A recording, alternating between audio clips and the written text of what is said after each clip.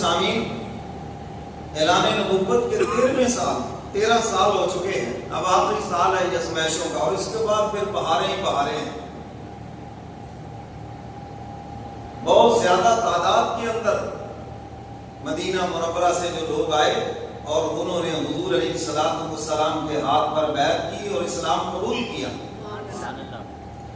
تمام کے تمام صحابہ حضور سے بیعت تھے، اس کے باوجود بھی حضور علیہ السلام بعض خاص موقعوں پر پھر بیعت لیتے تھے، جیسے حضرت عثمان غنی کے خون کا انتقام لینے کے لیے بیعت لی گئی، اور اس کا تذکرہ قرآن پاک میں موجود ہے۔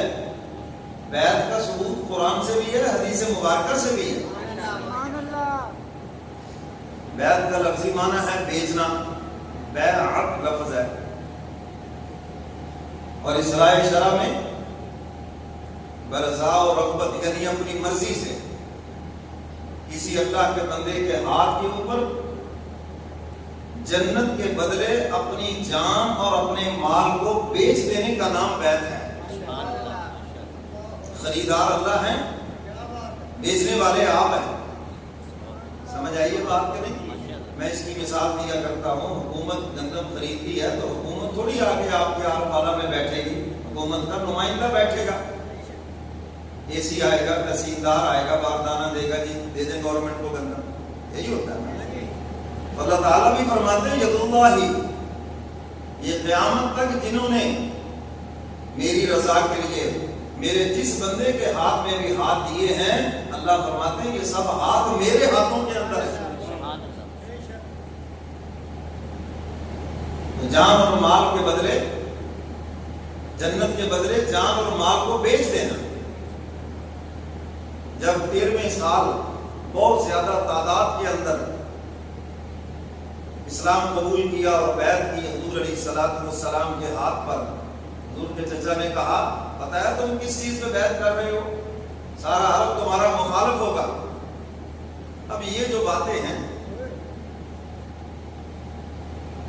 بڑی ایمانی قوت اس سے پیدا ہوتی ہے دل میں، تو مدینہ والوں نے کہا ہاں ہمیں پتہ ہے، اور حضرت عباس فرماتے ہیں کیا کرو گے حضور کے ساتھ؟ حضور کو جو دعوت دے رہے ہو کہ آپ مکہ چھوڑ کے مدینہ آ جائیں، آپ کی تکلیف ہم سے برداشت نہیں ہوتی، آپ بار بار فرماتے ہیں کون مجھے پناہ دے گا، کون میرا مددگار ہوگا، تو آپ چھوڑ کے مکہ آئیں مدینہ ہمارے پاس، ہم آپ کی حفاظت کریں گے اس طرح جس طرح اپنے بیوی بچوں کی حفاظت کرتے ہیں۔ جو آپ کا دشمن وہ ہمارا دشمن، جو آپ کا دوست وہی ہمارا دوست۔ جان و مال ہر چیز کی بیعت حضور علیہ السلام کے ہاتھ پر کی۔ یہیں پر ایک مسئلہ اور بھی بتا دوں، میرے مرشد فرمایا کرتے تھے سچا مرید سچے پیر سے سب کچھ پا جائے گا۔ فرمایا اگر مرید سچا ہے، پیر کوئی جھوٹا بھی ہے تو پھر بھی کچھ نہ کچھ پا جائے گا، لیکن اگر مرید جھوٹا ہے فرمایا سچے پیر سے بھی کچھ نہیں پائے گا۔ جیسے مدینہ کے منافقین اندر سے کھوٹے تھے، حضور سے بڑا تو کوئی پیر نہیں ہے، مگر پھر بھی نہ کچھ پا سکے۔ اور حضرت شاہ حکیم اختر صاحب نور اللہ مرقدہ فرمایا کرتے تھے اصل مرید وہی ہے جس کی مراد اللہ ہے، پیر مقصود نہیں ہے، اللہ مقصود ہے۔ ایک پیر سے اگر اللہ نہیں مل رہا، اللہ کی محبت نہیں مل رہی، اللہ کا تعلق نہیں مل رہا، ختم کریں اس کی بیعت کو، جائیں کسی اور کے پاس چلے جائیں۔ مقصود پیر تھوڑی ہے، اللہ مقصود ہے، اللہ، اور جہاں سے اللہ ملے وہاں بھی چلے جاؤ۔ آج کل تو یہ ایک اچھا بزنس بن گیا، پیر صاحب اپنے ساتھ ہی جوڑ رہے ہیں، اپنے فضائل سنا رہے ہیں، اپنے بتا رہے ہیں، اور وہ مریدین بھی کرائے پہ رکھے ہوتے ہیں نا اس کی جھوٹی کرامتیں بیان کرنے کے لیے، کرائے پہ رکھے ہوتے ہیں جھوٹی کرامتیں، سب جھوٹ۔ مشکل کشا پیروں کو بنا رکھا ہے، وہ مشکل کشا کیا بیچارے قبض کشا بھی نہیں ہے، اپنی قبض کھلوانے کے لیے کبھی کسی ڈاکٹر کے پاس جاتے ہیں، کبھی کسی حکیم کے پاس جاتے ہیں، کیا تمہاری مشکلیں حل کریں گے؟ مشکل کشا کون ہے؟ میرے محترم سامعین، کرامتیں بیان کر رہے ہیں، جھوٹی جی پیر صاحب کے پاس گئے، یہ ہو گیا، کیا ہو گیا؟ کچھ بھی نہیں ہو گیا، وہ بھی انسان ہے۔ شریعت کی رہنمائی کے لیے آپ نے اس کو منتخب کیا ہے، وہ آپ کا استاد ہے، اسے دین سیکھیں۔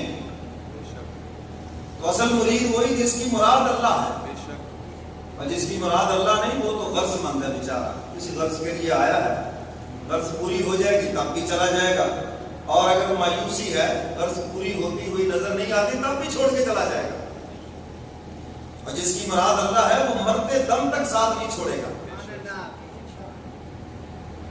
بڑے بڑے نمونے آئے ہمارے پاس، سمجھ لیتے جی ہماری وجہ سے مسجد چل رہی ہے، مدرسہ چل رہا ہے، خانقاہ چل رہی ہے، ان کو گئے ہوئے سال ہو گئے، الحمدللہ مسجد بھی چل رہی ہے، مدرسہ بھی چل رہا ہے، خانقاہ بھی چل رہی ہے۔ غرض سے آئے تھے، غرض پوری ہوئی تب بھاگ گئے، نہ پوری ہوئی مایوس ہو کے چلے گئے، اور جس کی مراد اللہ ہے وہ کبھی بھی سیر نہیں ہوگا، وہ ہر وقت لرزہ ترسا رہے گا، اللہ کی محبت میں ڈوبتا چلا جائے گا، اور اللہ بھی اس کو اپنی محبت کے اندر، آغوش رحمت کے اندر چھپاتے چلے جائیں گے۔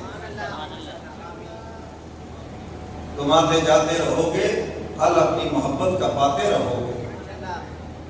تو میرے محترم سامعین، صحابہ نے بیعت کی حضور کے ہاتھ پر، ہم جانیں قربان کر دیں گے، لیکن ایک وعدہ حضور آپ ہم سے فرمائیں۔ انہوں نے فرمایا بتاؤ بھی یا رسول اللہ، یہ پکی بات ہے، اللہ نے آپ کو غلبہ دینا ہے، اسلام نے غالب ہونا ہے، کل کو مکہ فتح ہو جائے، آپ پھر کہیں ہم غریبوں کو چھوڑ کے واپس نہ آ جائیں۔ بس ایک ہماری شرط ہے، صرف ایک شرط۔